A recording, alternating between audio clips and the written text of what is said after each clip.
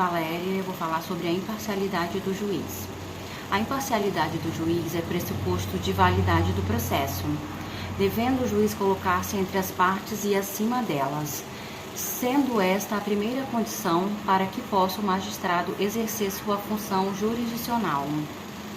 Referido pressuposto, dado sua importância, tem caráter universal e consta da Declaração Universal dos Direitos do Homem, artigo 10º. Todo ser humano tem direito, em plena igualdade, a uma justa e pública audiência, por parte de um tribunal independente e imparcial, para decidir sobre seus direitos e deveres ou do funcionamento de qualquer acusação criminal contra ele. A imparcialidade do juiz é uma garantia de justiça para as partes e, embora não esteja expressa, é uma garantia constitucional. Por isso, tem as partes o direito de exigir um juiz imparcial e o Estado, que reservou para si o exercício da função jurisdicional, tem o correspondente dever de agir com imparcialidade na solução das causas que lhe são submetidas. O que deve importar ao juiz é conduzir o processo de tal modo que seja efetivo instrumento da justiça, que vença quem realmente tem razão. Poderes gerais de iniciativa. Para possibilitar o cumprimento desse dever, tornando efetiva a prestação jurisdicional dentro de um prazo razoável, a lei arma o juiz de poderes processuais, dentre os quais podemos citar ordenar ou indeferir provas e diligências.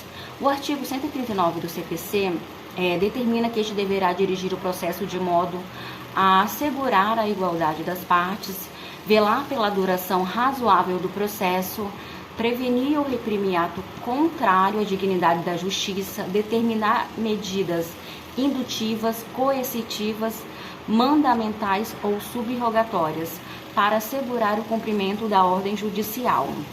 Promover a autocomposição, dilatar braços processuais, alterar a ordem da produção de provas, exercer o poder de polícia, determinar o comparecimento das partes para inquiri-las e determinar o suprimento dos pressupostos processuais e o saneamento de vícios.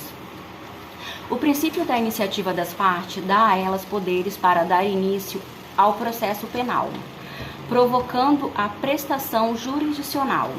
Dessa forma, não pode o juiz dar início a um processo, pois, como diz Camelucci, haverá jurisdição sem ação como um processo inquisitório? Esse princípio é absoluto em nosso sistema e não pode ser desfeito nem através de uma via oblíqua. Por esse motivo, caso o representante do Ministério Público arquive inquérito policial por entender que não se trata de fato típico, nem o juiz e nem o delegado podem oferecer denúncia. Podem, no máximo, enviar o inquérito para o Procurador-Geral de Justiça emitir parecer decidindo pela propositura ou não da ação. Juiz natural. O princípio do juiz natural se refere à existência de juízo adequado para o julgamento de determinada demanda, conforme as regras de fixação de competência e a proibição de juízos extraordinários ou tribunais de exceção constituídos após os fatos. Assim fica assegurado ao acusado o direito ao processo perante a autoridade competente, de acordo com a legislação em vigor, estando vedada, em consequência, a instituição do juízo posterior ao fato em investigação. Basilar para a formação do processo penal, o princípio do juiz natural é motivo de uma série de questionamentos judiciais, especialmente por partes que alegam violação a esse princípio.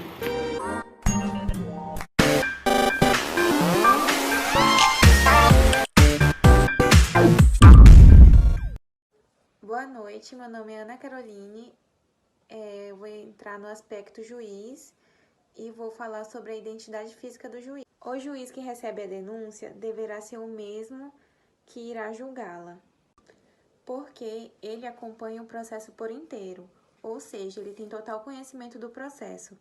Caso ocorra uma substituição de juiz, o processo será prejudicado e, por consequência, o réu. Mas pode haver a troca de juiz, quando, por exemplo, o juiz que recebeu o processo, recebeu a denúncia, estiver de férias. Aí pode haver a substituição. Agora eu vou falar sobre as medidas assecuratórias, sobre a especialização de hipoteca. É a estimação do valor do dano, ou seja, quanto se deve pelo dano, e o valor do bem, ou bens designados. Pode atingir bens de família do acusado, o patrimônio, com o intuito de reparar o dano causado pelo delito.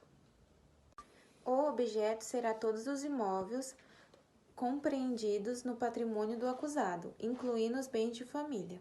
Para caber a especialização de hipoteca, deverá ter a certeza da infração, a prova de materialidade e também indícios de autoria. O ofendido, ou seja, o legitimado, em regra será o Estado, sendo o MP.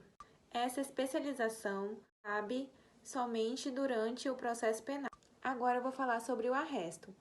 O arresto, no mesmo sentido que a especialização de hipoteca, ele pega todos os bens do acusado. O arresto é a apreensão dos bens de um acusado.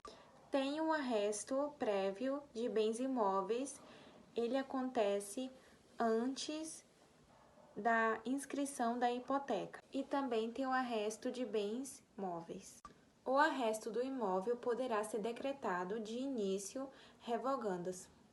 Porém, se no prazo de 15 dias não for promovido o processo da inscrição da hipoteca legal. Se o acusado não possuir bens imóveis ou de valor insuficiente, poderão ser arrestados bens móveis suscetíveis de penhora, nos termos que é facultada a hipoteca legal dos imóveis. Obrigada.